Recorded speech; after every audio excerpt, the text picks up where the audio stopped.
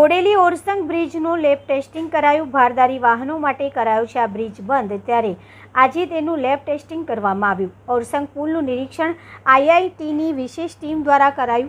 બ્રિજની ક્ષમતા અને પરિસ્થિતિ ચકાસવા આવેલી ટીમ દ્વારા ટેકનિકલ પરીક્ષણ કરવામાં આવ્યું હતું। આવનારા દિવસોમાં આ પરીક્ષણના રિપોર્ટ આવ્યા પછી સંભવ છે કે ભારદારી વાહનો માટે બ્રિજ શરૂ કરી દેવામાં આવે। ભારદારી વાહનો માટે 60 વર્ષ જૂનો બોડેલી ઓરસંગ પુલ કરવામાં આવ્યો બંધ। બોડેલી ઓરસંગ પુલની સ્થિતિ અને મજબૂતી અંગે મૂલ્યાંકન કરવા માટે વિવિધ ટેકનિકલ પરીક્ષણો કરાયા અને લેબ ટેસ્ટિંગ માટે નમૂનાઓ લેવામાં આવ્યા। ટેસ્ટના આધારે વિગતવાર રિપોર્ટ तैयार કરવામાં આવશે, ત્યારબાદ આગળનો નિર્ણય લેવામાં આવશે।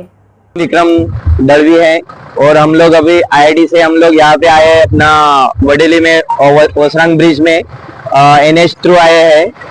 एनएच ने मतलब जो ब्रिज का अभी टेस्टिंग हो रहा है, ऑडिट कर रहे हैं, स्ट्रक्चरल ऑडिट, उसके लिए आए हम लोग। अभी सैंपल भी ले रहे हैं और अपना एनडीडी भी चालू है।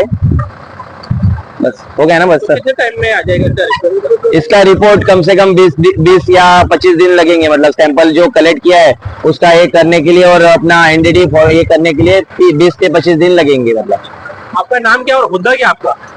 मेरा नाम विक्रम दलवी है और मैं सीनियर टेक्नीशियन हूँ और इंजीनियर नीचे है।